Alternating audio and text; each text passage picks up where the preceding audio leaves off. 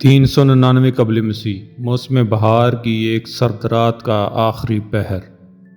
Athens کی jail, نیم تاریک قید خانہ، ایک سناٹا جیسے وقت خود بھی سانس رو کر کھڑا ہو۔ داروغہ آہستہ سے دروازہ کھولتا ہے۔ ایک سایہ اندر آتا ہے۔ یہ کرائٹو ہے، سقراط کا مخلص شاگرد۔ کرائٹو کہتا ہے، استاد محترم، میں سب انتظام کر چکا ہوں۔ آج کی رات ہم فرار ہو سکتے ہیں۔ بس چند قدم اور آپ آزاد ہوں گے۔ سقراط مسکرا کر انتہائی سکون سے جواب دیتا ہے، کرائٹو، کیا جیل سے بھاگنا قانون شکنی نہ ہوگا؟ یاد رکھو، مجھے ایتھنز نے سزا نہیں دی، بلکہ ان کے حکمرانوں نے دی ہے۔ اگر میں بھاگ گیا تو کیا وہ یہ نہ کہیں گے کہ سقراط واقعی مجرم تھا؟ کیا ان کا فیصلہ جو کسی بے گناہ کی موت تھا، سچ میں ایک مجرم کی سزا نہ بن جائے گا؟ کرائٹو خاموشی سے سر جھکا لیتا ہے، ندامت آنکھوں میں آنسو لیے۔ سقراط سنجیدگی سے کہتا ہے، کرائٹو، میں سچائی کے لیے جیا ہوں اور سچائی کے ساتھ مروں گا۔ قید خانے کی مشعلیں جل رہی ہیں۔ داروغہ جیل اندر آتا ہے، ہاتھ میں زہر کا پیالہ لیے۔ سقراط پرسکون لہجے میں، لاؤ وہ زہر مجھے دے دو جو میری قسمت میں لکھا ہے۔ افلاطون، فیدو، کرائٹو، پالودورس، سب شاگرد بے حس و حرکت۔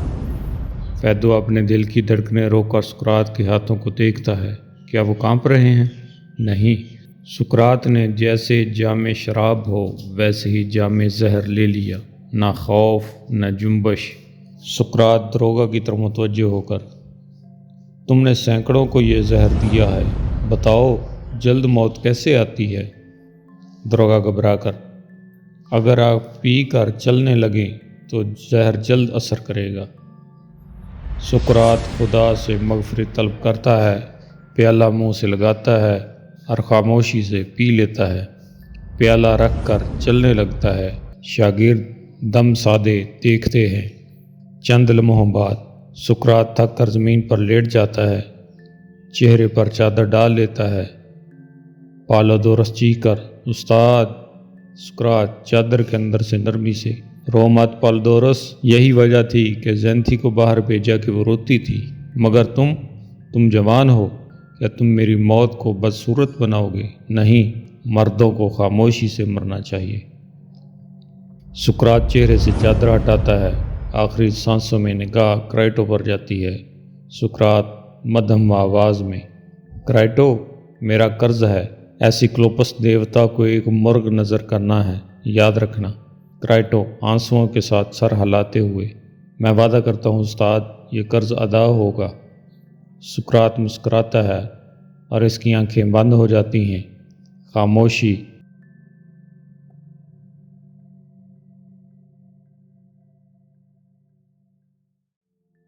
سقراط، سچائی کا پہلا شہید۔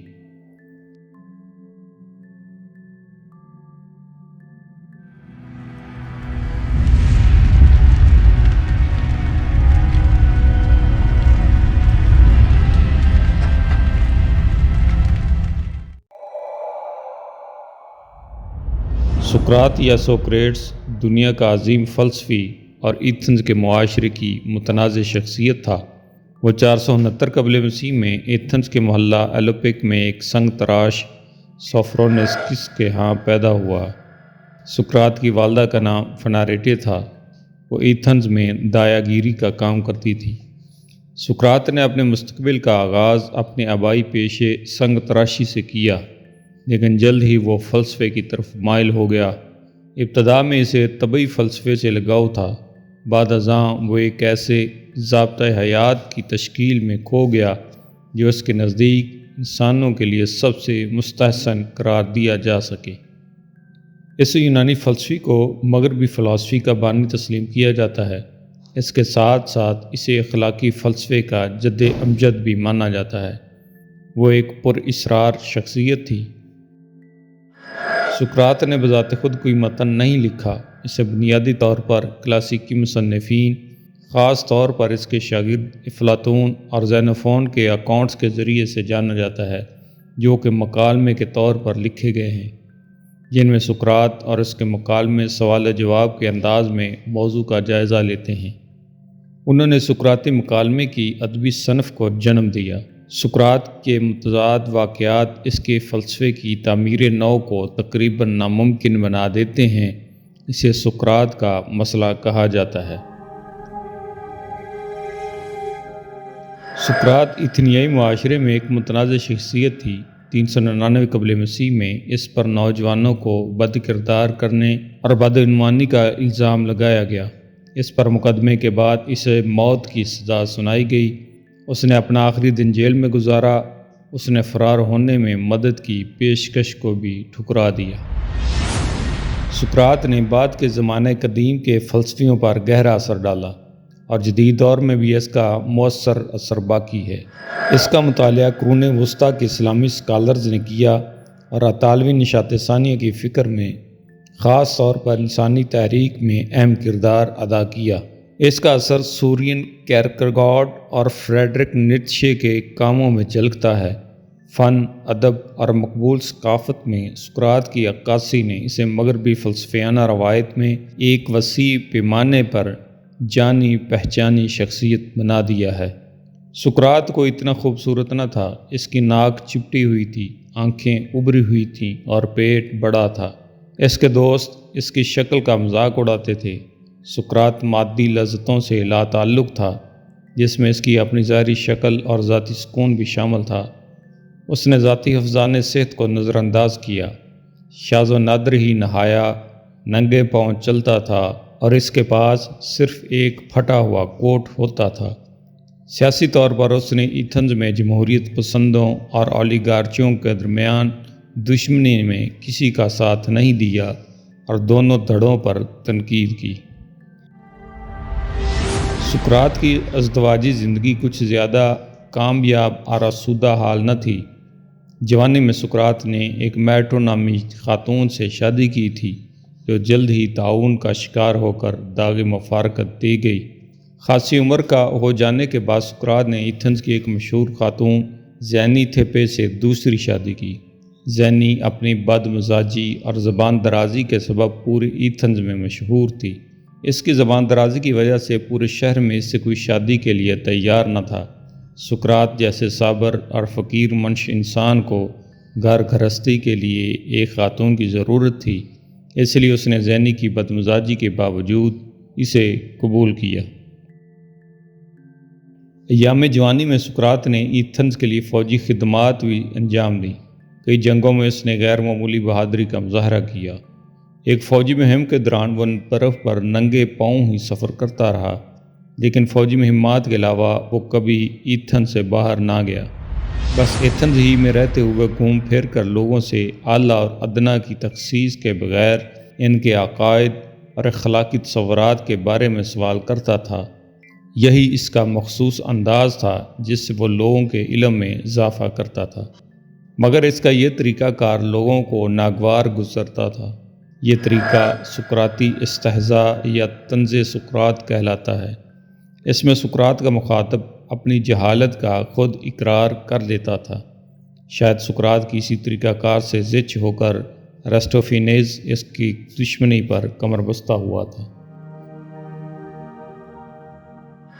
ایتھنز کے نوجوانوں کو سقراط کا یہ طریقہ کار بہت پسند تھا، مگر اس طریقہ کار سے جن لوگوں کی نمود و نمائش، جھوٹی شان و شوکت اور سطحی پن کی کلی کھلی، وہ سب جلد ہی اس کے دشمن بن گئے۔ ان لوگوں میں ایتھنز کی بہت سی اعلیٰ شخصیات بھی شامل تھیں۔ انہی دنوں ڈیلفی کے ہاتف قدہ سے کسی نے استفسار کیا کہ کیا کوئی آدمی سقراط سے زیادہ دانش مند بھی ہے؟ جواب ملا، کوئی نہیں۔ اس جواب نے سقراط کو بھی حیرت زدہ کر دیا۔ اسے یہ تو یقین تھا کہ دیوتا غلط بیانی نہیں کرتے، مگر انکساری سے کام لیتے ہوئے وہ خود کو ہمیشہ ایک ایسا شخص سمجھتا تھا جو دانش کی الف بے سے بھی واقف نہیں۔ اس لیے اس نے اس بات سے یہ نتیجہ نکالا کہ ہاتف نے اس کا نام محض اس لیے لیا ہے کہ وہی شخص سب سے زیادہ دانش مند ہے جو سقراط کی طرح اپنی کم مائیگی اور کم علمی کا ادراک رکھتا ہو، یا دوسرے لفظوں میں خود کو پہچانتا ہو۔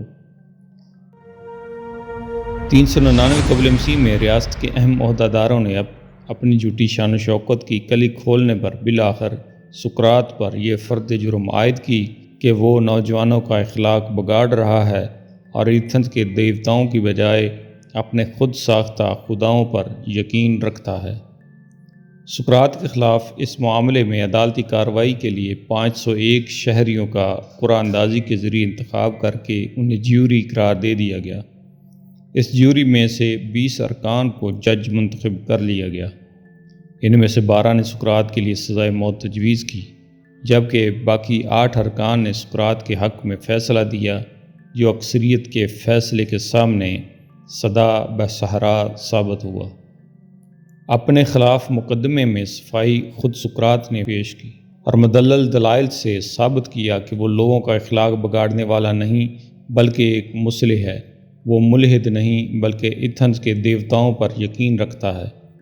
مگر جب رائے شماری ہوئی تو جیوری کے 281 ارکان نے اسے مجرم قرار دیا اور 220 ارکان نے اپنے ووٹ کے ذریعے اس کی بریت کا اعلان کیا۔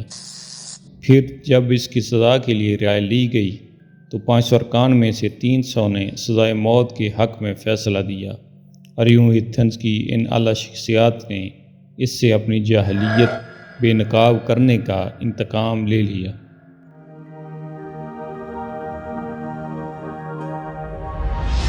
ایتھنز کے قوانین کے مطابق مجرم کو 24 گھنٹے کے اندر اندر زہر کا پیالہ پلا کر سزائے موت دے دی جاتی تھی، مگر سقراط کو سزائے موت عدالتی فیصلے کے 1 ماہ بعد دی گئی۔ اس کی وجہ یہ ہوئی کہ عین سقراط کو سزائے موت دیے جانے والے دن اس متبرک جہاز کی روانگی عمل میں آئی جسے اہل ایتھن سال ہر سال سے ہر سال جزیرہ ڈیلوس کی طرف بھیجا کرتے تھے۔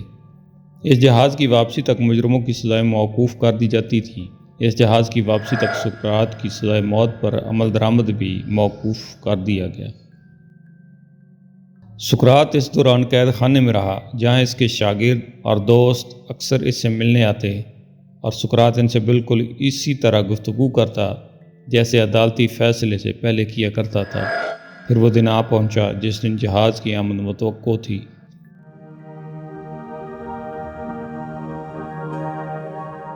سقراط کے دوستوں نے، جن میں کرائسٹو سر فہرست تھا، اس کو قید خانے سے فرار کرانا چاہا، مگر سقراط جیسے بااصول شخص کو یہ بے اصولی بھلا کیسے گوارا ہو سکتی تھی؟ اس نے سچائی، علم اور اصول پسندی کے نام پر موت کو ترجیح دی۔ سقراط کے خلاف الزامات کا آغاز ایک شاعر میلیٹس نے کیا تھا۔ مذہب کی بنیاد پر الزامات کے 2 اہم ذرائع تھے۔ سب سے پہلے سقراط نے روایتی یونانی مذہب کی بشریت کو رد کر کے اس بات سے انکار کر دیا تھا کہ دیوتاؤں نے انسانوں کی طرح برے کام کیے ہیں۔ دوم، وہ ایک ڈیمونین پر یقین کرتا نظر آتا تھا۔ وہ تھی ایک اندرونی آواز جیسے کہ وحی۔ سقراط کی مذہب پر گفتگو ہمیشہ ان کی اقلیت پسندی کے زیر اثر آتی تھی۔ سقراط دیوتاؤں کے لیے قربانیوں کو بیکار سمجھتا ہے، خاص طور پر جب وہ بدلے میں انعام حاصل کرنے کی امید رکھتے ہیں۔ اس کے بجائے وہ فلسفہ اور علم کے حصول کو دیوتاؤں کی پرستش کا بنیادی طریقہ قرار دیتا ہے۔ سقراط کا دعویٰ تھا کہ اسے ایک اندرونی آواز اس وقت سنائی دیتی ہے جب وہ کوئی غلطی کرنے ہی والا ہوتا تھا۔ سقراط نے اپنے مقدمے میں اس ڈیمونین کی مختصر وضاحت کی، یعنی یہ حقیقت کہ میں کسی الہامی اور دامی چیز کا تجربہ کرتا ہوں۔ جدید اسکالرز نے اس سقراطی ڈیمونین کو علم کے ایک عقلی ذریعہ، ایک تحریک، ایک خواب یا حتیٰ کہ ایک غیر معمولی تجربہ کے طور پر سقراط سے منسوب کیا ہے۔ سقراط کی فضیلت کا نظریہ کہتا ہے کہ تمام خوبیاں بنیادی طور پر ایک ہیں کیونکہ وہ علم کی ایک شکل ہیں۔ سقراط کے نزدیک انسان کے اچھے نہ ہونے کی وجہ یہ ہے کہ اس میں علم کی کمی ہے۔ چونکہ علم ایک ہے اس لیے فضائل بھی متحد ہیں۔ ایک اور مشہور قول، کوئی بھی اپنی مرضی سے غلطی نہیں کرتا، بھی اسی نظریہ سے ماخوذ ہے۔ سقراط نے محبت کے بارے میں اناپرستانہ نظریہ رکھا، جس کے مطابق ہم صرف ان لوگوں سے محبت کرتے ہیں جو کسی نہ کسی طرح ہمارے لیے مفید ہوں۔ سقراط کے نزدیک محبت عقلی ہے، دوسرے علماء اس نظریے سے متفق نہیں ہیں۔ سقراط عوامی سیاسی اور ثقافتی مباحثوں میں شامل رہا تھا، لیکن اس کے صحیح سیاسی فلسفے کی وضاحت کرنا مشکل ہے۔